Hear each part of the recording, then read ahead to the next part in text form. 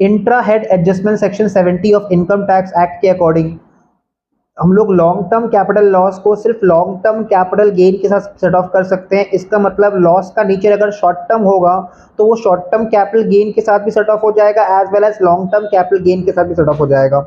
Losses from OMRH, that is owning and maintaining race horses, can be set off only from income from OMRH, that is owning and maintaining race horses। इसके अलावा loss from अगर specified business है under section 35 AD of the income tax act 1961, then वो सिर्फ income from specified business under section 35 AD के साथ set of होगा।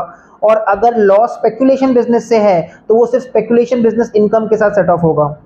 तो ये 4 रिस्ट्रिक्शन है। इसके अलावा अगर एग्जेम्पशन 10 से कोई इनकम है, ठीक है, लिस्ट ऑफ एग्जेम्पशन 10 या एग्जेम्पशन 10 का जो लिस्ट है उसमें से अगर कोई इनकम है तो उसके साथ कोई लॉस सेट ऑफ नहीं होगा, और कोई भी loss winning from lotteries, crossword puzzles, card game, gambling, betting, races, इन सब इनकम के साथ सेट ऑफ नहीं होगा।